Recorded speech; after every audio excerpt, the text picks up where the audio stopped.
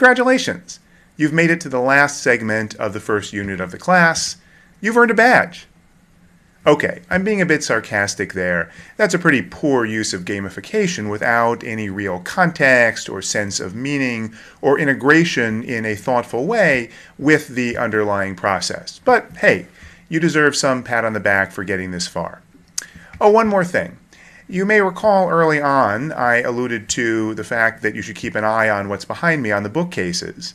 There's one more little game that will be embedded in the videos, starting with the next unit. Periodically, you'll see something else that shows up, and there's a message that's encoded in that information. Okay, so in this last segment of the first unit, I'm going to give you some examples of gamification in practice and a framework for different places where gamification can be used. There are three main categories, three main areas, broadly speaking, where gamification adds value. And these are external, internal, and behavior change contexts. So the first one is external. And here I mean external to the firm or the organization that you're in. So typically these are applications of gamification for customers or for potential customers, things like marketing and sales contexts. The second is internal gamification, which, as you might guess, is about applications of gamification to people who are in your company already, employees typically. I also put here crowdsourcing. Crowdsourcing we'll talk more about later, but it's a process of reaching out to lots and lots of people and either breaking up a task into very small pieces. For example, trying to find a new star on very detailed, complex NASA star charts by giving each person a little teeny piece of it to look over. Or crowdsourcing involves situations where there's a challenge that's sent out to many people and anyone who wants to can respond to the challenge. For example, trying to win a prize that's put out as a general challenge to whoever wants to respond. Crowdsourcing is not internal in the sense that it's people who work for one company, but it's internal in the sense of within a community. The organization that launches the challenge needs to get lots of people to actively participate. And crowdsourcing either may involve no monetary reward at all, or it may involve people who aren't part of your company to begin with, and therefore even if there is a reward, finding them and getting them to submit and participate requires some effort. Gamification can provide that motivation. As in the other cases, gamification can encourage people to participate when they otherwise might not. The third category for gamification is behavior change. And here I'm talking about situations where someone typically wants to do something, or at least appreciates the value of doing something, but can't get over the hump. You know you should go to the gym more, but it's hard.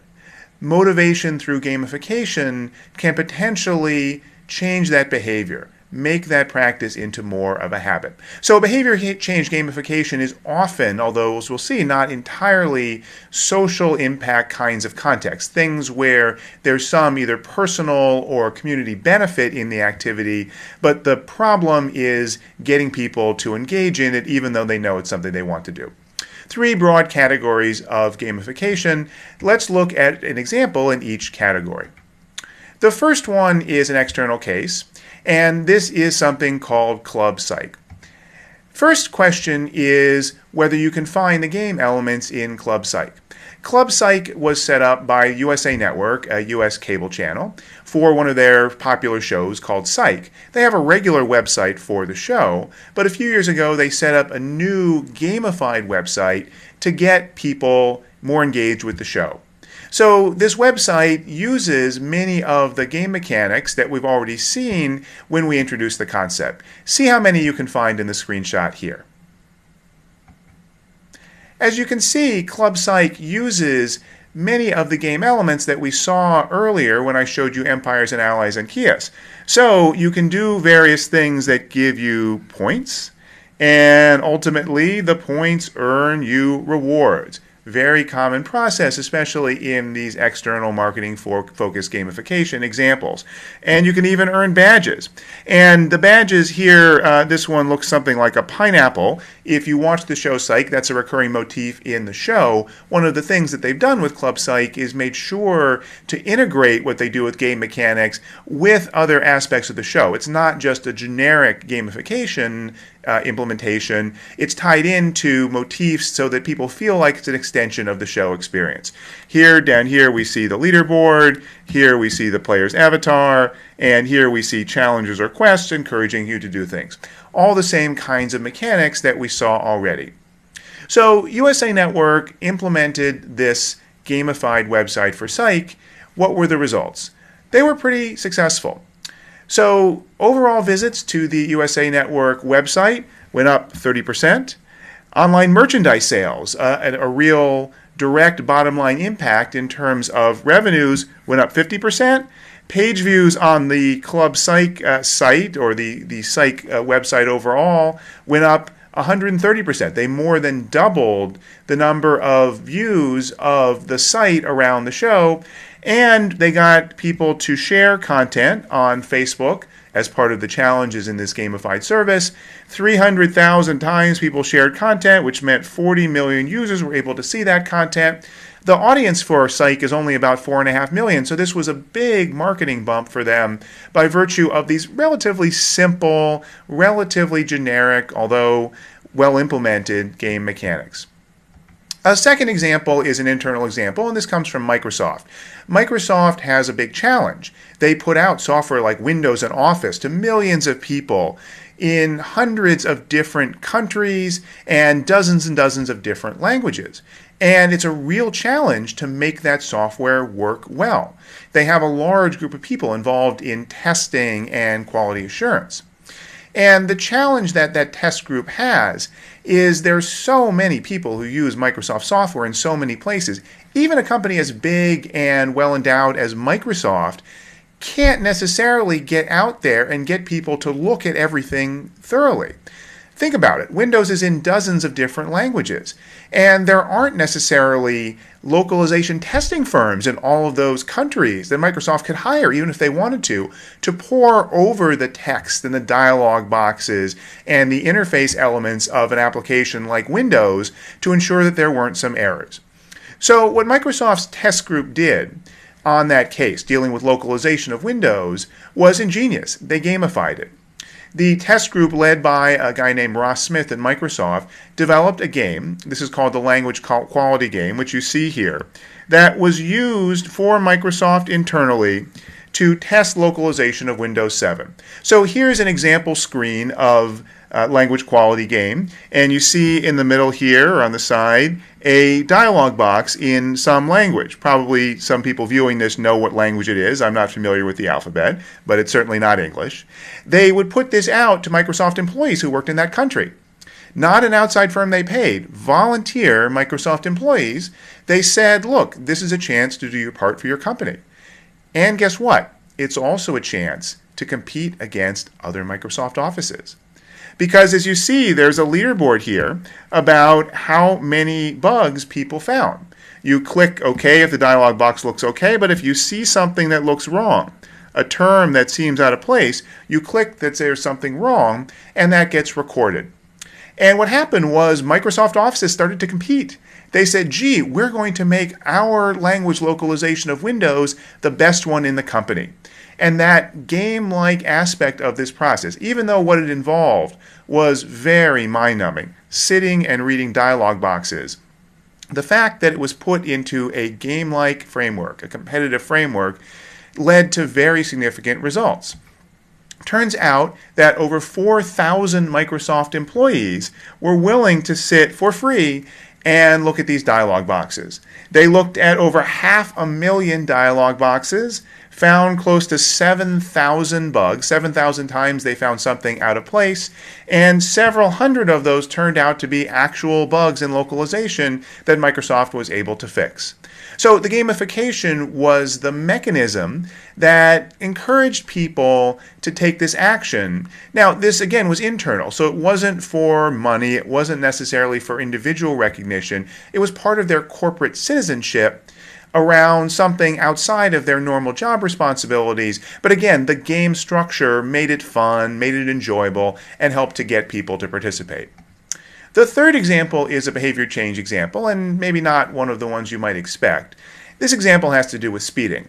So how do the police get people not to speed? Well, the traditional way they do it is by putting a guy like this with a radar gun and sitting there and watching, and if you're caught speeding, you get a ticket and you have to pay a fine. Well, that works okay, but it's incredibly imperfect. People only will slow down if they think there's going to be a cop there, and there's no way there's going to be a cop on every corner at every time. So what some police departments have done is put in monitors, put in devices that show you how fast you're going as you're going by. And that has actually had some effect, even when they aren't tied to the police department. They're just telling you your speed. That provides some feedback. Seeing real-time feedback causes a behavior loop. It causes people to react. So even though you know how fast you're going, or you could know how fast you're going just by looking at the speedometer, seeing a sign up in front of you telling you your speed in real time tends to have an effect and actually causes people often to slow down. Now, potentially, though, we could go further than this. Volkswagen had a contest called the Fun Theory. It was a marketing program where they encouraged people to submit great ideas for using games and fun to solve real-world problems. The winner was something called the Speed Camera Lottery. It was submitted by a guy who works for MTV in the United States. And his idea was this. Instead of just finding people who go too fast, what if we do the following? Set up one of those monitoring devices that tracks how people drive and shows them how fast they're going, and have a camera on it as well that takes a picture of people and their license plate. So it knows who people are going by and how fast they're going. But instead of having that be a way to catch people who are speeding, do something different with it. Have the normal cops there tracking people with radar guns and finding people when they're speeding.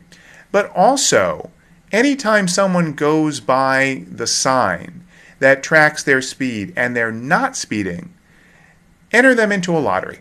Give them effectively one ticket in a lottery. Where does the money come from? Well, the money comes from the fines from the people who are caught speeding. Some of that money that would otherwise go to the government goes into a pool, and at some point there's a lottery, and a winner gets picked out of the people who aren't speeding. So Volkswagen actually got the city of Stockholm in Sweden to try this, and the results were actually pretty dramatic. People slowed down.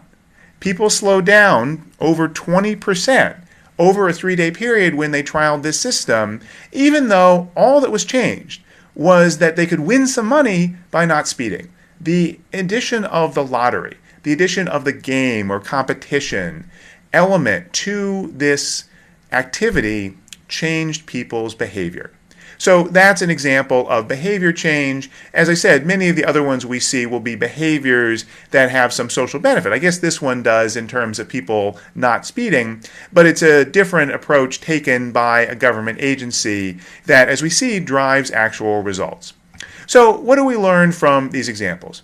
Well, the first one is motivation. Gamification can motivate. It can get people to do things that either they really want to do or maybe they're not so sure they want to do, but it's a good idea for them to do it. The second thing is that there are many different areas where motivation is important and where gamification can help. I've given you 3 different major categories: external, internal, and behavior change. And the third one is gamification is not unitary. These examples weren't all the same. They didn't all use the same elements. Not all of them had points or levels or anything like that. There's a broad range of techniques that can be used in gamification, all tied together by general principles of drawing on game elements and game design techniques to solve non-game problems.